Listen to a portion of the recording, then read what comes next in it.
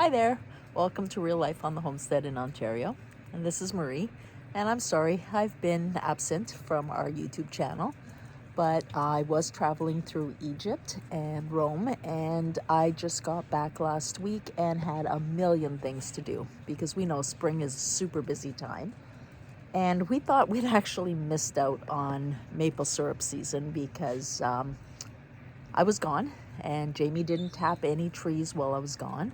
So we thought, hey, let's see if we can get some in before it stops running. And we've had cold days, we have some warm days, so the sap is running off and on. And I just wanted to share with you how we've improved our system from last year. Last year was our first year, and I've got some photographs that I can share with you and just show you what we did last year using a wood stove. It was not efficient, it took us a long time to boil down. And this year, we've got a new setup. We are using a old wood oil barrel, and it's got a door for loading the wood. Right where the pouring hole is our vent. And if you can see down here, that's the vent cover. So when we need to shut that down, we can. We load up the wood through the door as we need to. It's got two perfectly cut slots, and we're using restaurant pans. We're using stainless steel so that they last longer. They're deeper, and I can give you the specs for those in the description box in case you want to build this yourself. We've cut the slots exactly so that the pan fits in, and this way the heat is around the pan. Where last year, sitting on top of a wood stove, the heat pretty much got cooled off by the temperature of the air. And then a simple elbow and pipe, and we are good. We've actually taken this away from the barn because it's such a glorious day. It's Easter Sunday and it's just a beautiful blue sky, as you can see.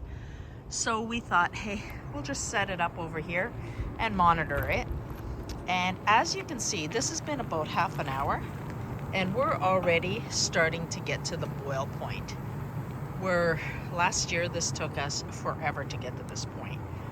Like I said, this is our next adventure and trial, so you can see how successful we are, what we've learned from the past. And this year I'm also going to try to make some maple sugar, so I'm going to try and include that in this video. Let me show you last year's setup. We had our wood stove, and on the hot plate on top we placed a restaurant pan. We had our syrup boiling in there, and we found that we were losing a lot of heat right here. You get the heat from below, but it wasn't working the best. So then what we did is we took off the hot plate. Let me show you how that worked. So we took off the hot plate so we'd have that direct heat, and again, the pan on top. This worked better. However, here we're losing all that heat. And when the wind came in, even though we're in a sheltered enclosure, when the wind came in, the temperature dropped drastically. So we used these metal roof panels to shield off, and I'll include a picture of it. But it worked. It took a long time to boil down our sap into syrup. So we needed to come up with what we're using this year, and it is working much better. But I did want to show you how we started off and how we learned from our mistakes, because as I always say, real life on the homestead means learning from our mistakes, sharing them with others so that possibly you can avoid these mistakes. So this is not a fail, but it was how we learned to be more efficient. First, we started to boil the sap in a big pot, and that got us going. This is just showing you how we windshielded the wood stove last year. Roof panels on both sides, trying to keep the wind out of, reducing our heat.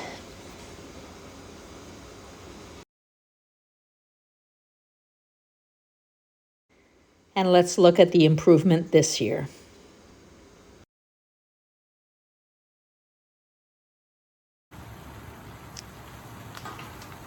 We've got a roaring boil, and what I like to do is just use a fine mesh strainer, and I like to constantly catch all those impurities that boil up to the top, just less for filtering later.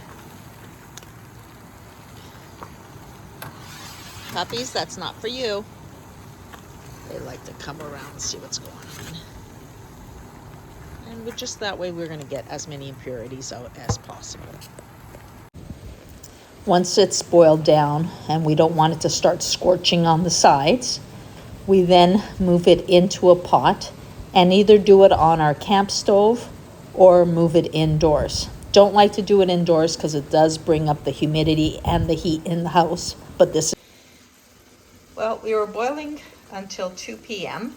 and the winds picked up quite a bit and they were gusting. That's one of the benefits of being down at the barn area. It is sheltered. However, I did bring it in the house and we will boil off the rest here. Normally, we go to 219 for maple syrup, but we're gonna be going to 260 for the purpose of the maple sugar.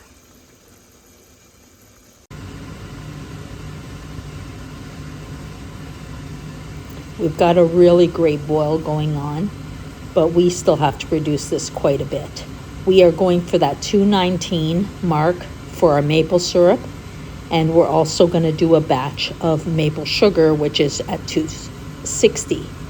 So the humidity in the house is getting quite high, and it's getting hot, but sometimes you just got to do what you got to do. This is real life on the homestead.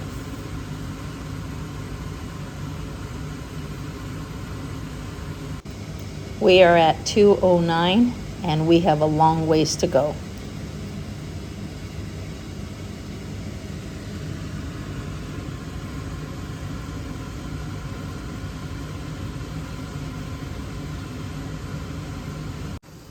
Our last batch hit 219 and I bottled it up for maple syrup.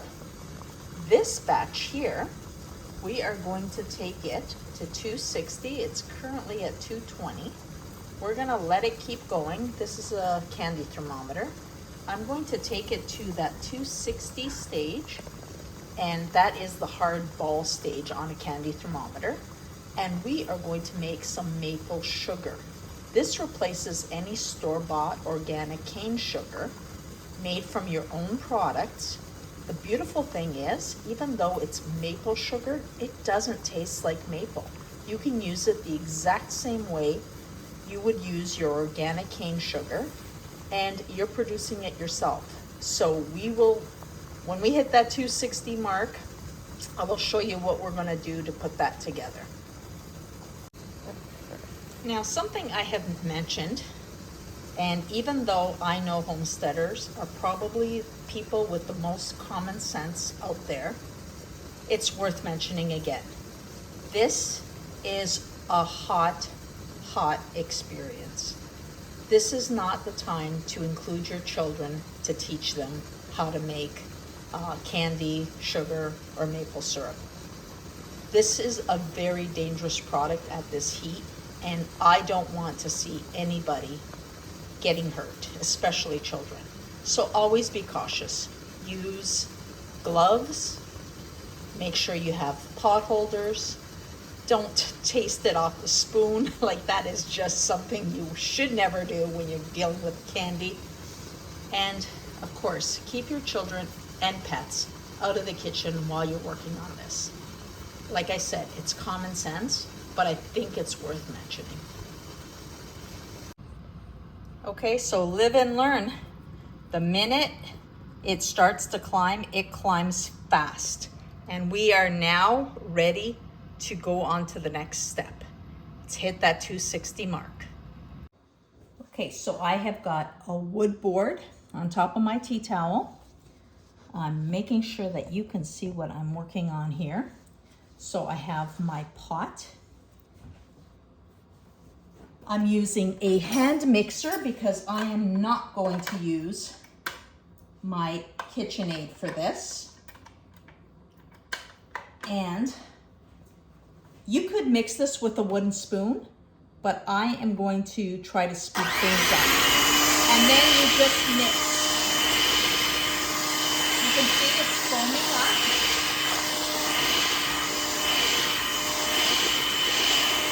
And we're just going to keep foaming and putting air into the mixture.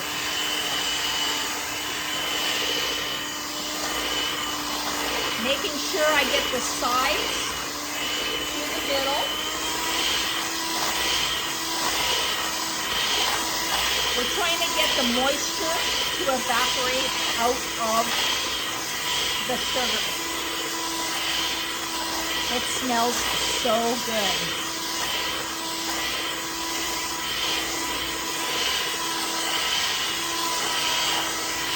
Keep watching, because this happens quick.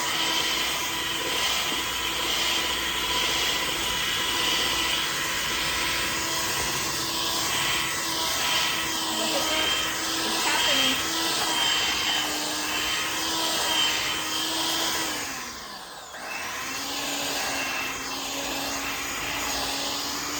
Can you see the steam coming off? That's incredible. We're going to keep going.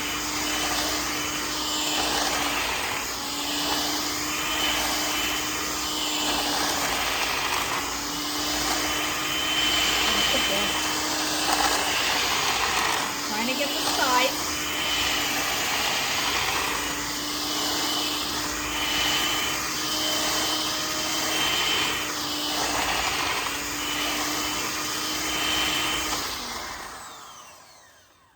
I hope you heard me through that because that was pretty noisy. But look at this, sugar. Now, I know it's tempting to grab one of these and taste them, but unless you like placing lava in your mouth, don't be tempted. It smells really good. We're gonna let this cool off. I'm gonna put it actually on a cookie sheet to help it cool off faster.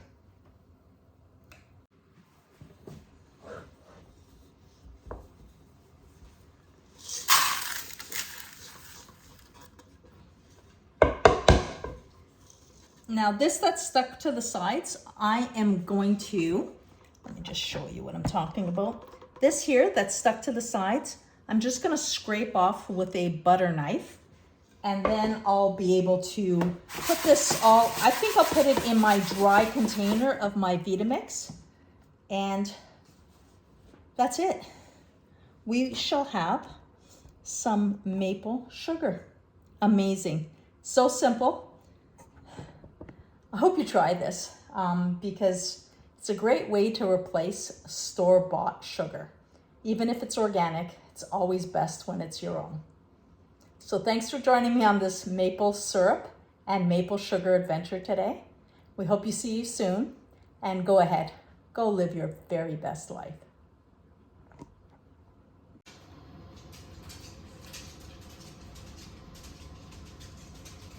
So that batch, which was pretty much 40 liters of sap, gave us 1 liter of maple sugar. I decided not to pulverize this. There's no harm in leaving things as they are. This will dissolve in coffee or tea without any issue. Will we do this again? I think what we'll do is 1 year do maple syrup, the next year rotate and do maple sugar, so that we're not doing 2 different things each year. And that way we can do more of an assembly line. But this is definitely a win and another experience under our belts on the homestead.